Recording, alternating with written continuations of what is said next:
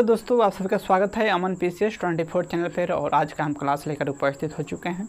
आज का क्लास थोड़ा यूनिक है जो कि आपके हित में भी है। तो हम थोड़ा बेसिक बता देते हैं कि आप का क्लास में हम क्या आपके लिए कुछ उपहार है उसको हम बताना चाहते हैं। बाकी इसका डिटेल हम लास्ट में बता देंगे क्लास करने के बाद में।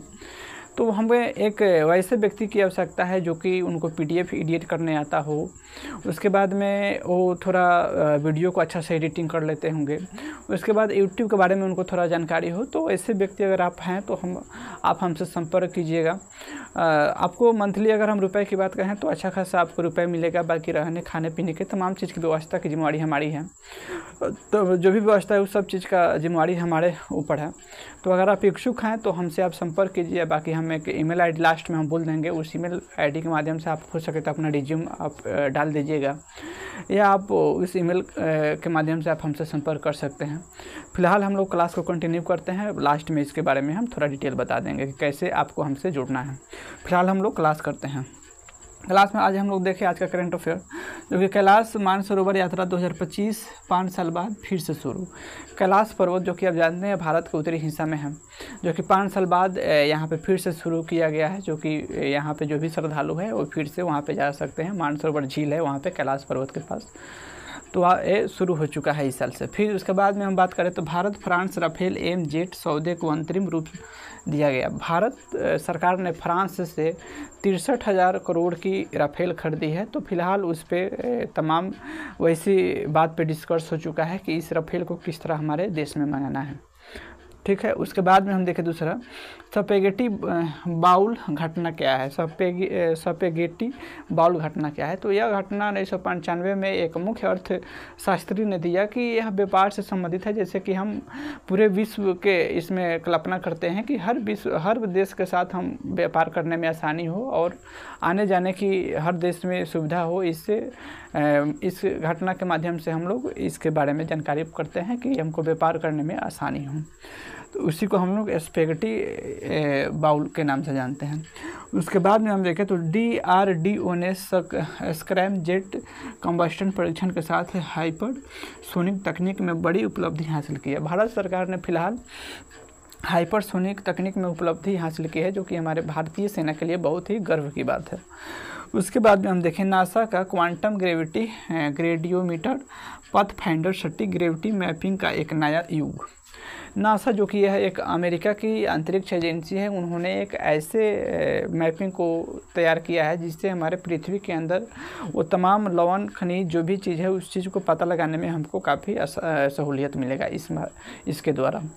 उसके बाद में हम देखें तो अंतर्देशीय जल मार्गों पर भारत का रिकॉर्ड माल परिवहन। अंतर्राष्ट्रीय जो भी जल मार्ग है उसको बढ़ावा देने का मुख्य उद्देश्य है। उसके बाद में हम देखें भारत ने हीमोफीलिया के लिए जीन थेरेपी में सफलता हासिल की है। जीन थेरेपी जो कि हीमोफीलिया के लिए भारत सरकार ने अपनी चिकित्सा के क्षेत्र में डेवलप किया है, जो कि ये भी हमारे चिकित्सा के क्षेत्र में एक बहुत बड़ी क्रांति है। उसके बाद में हम दूसरा देखें तो चीन ने गैर परमाणु हाइड्रोजन बम का सफलतापूर्वक परीक्षण किया।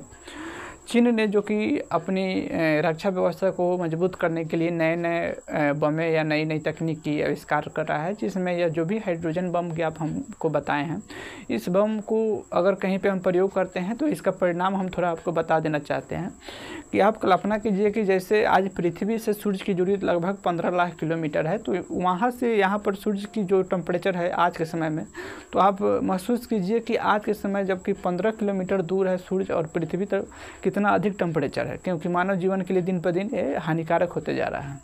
अगर इस बम को हम कहीं पे पटकते हैं हाइड्रोजन बम को, तो जितना सूर्य में ऊष्मा है उतना ही ऊष्मा उस स्थान पर उत्पन्न होगा। तो इसका परिणाम कितना भयानक होगा।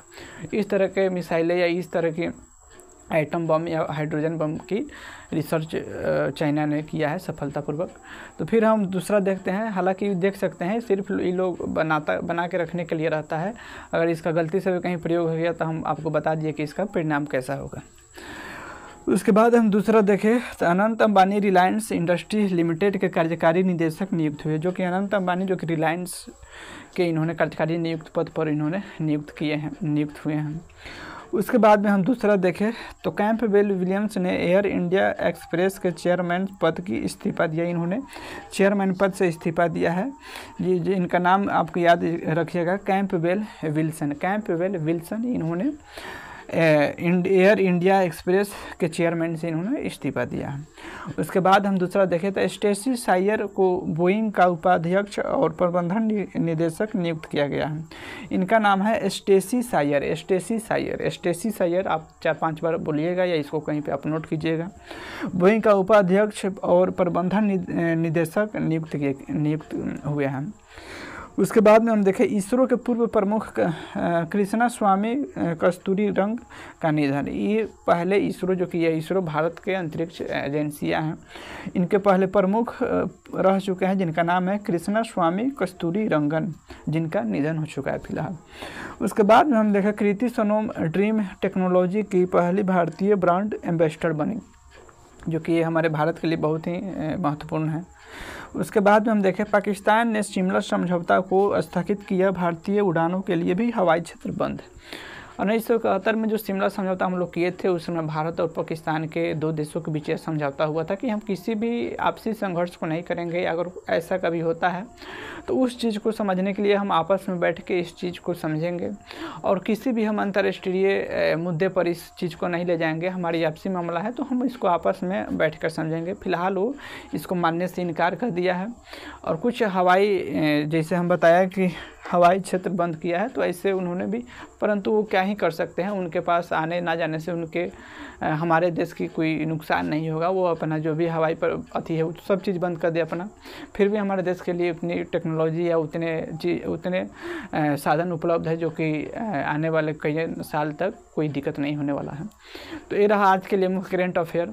वहीं जो हम पहले बात कहें कि हमें एक स्टाफ की आवश्यकता है जो कि उनको मंथली के अनुसार उनको दिया जाएगा पेमेंट, उनको अच्छी मंथली दिया जाएगा, अच्छे खासा रुपया उनको दिया जाएगा।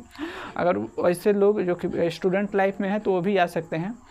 अगर पढ़ाई के साथ उनके साथ एक रोज़गार भी हो जाएगा, उनको रुपया भी मिल जाएगा अच्छा खासा। बाकी काम वही है कि आपको टेक्नोलॉजी वाला काम है, आपको एडिटिंग करना है, PDF एडिट करना हो, चाहे आपको वीडियो एडिट करना हो, इसी सबसे संबंधित काम है। तो आपके पास कुछ टेक्निकल डिग्री या कुछ कंप्यूटर का डिग्री है तो उसका आप एक रिज्यूम बनवा कर हम एक ईमेल ID बोल रहे हैं, उस पर आप हमको सेंड कीजिएगा या उस ईमेल ID के माध्यम से हमसे संपर्क कीजिएगा। हम आपको एड्रेस बता देंगे कहाँ आपको आना है, कैसे हमसे मिलना है। अब बाकी जो भी रहने खाने पीने की सुविधा है वो उसका जिम्मेवारी हमारे ऊपर है।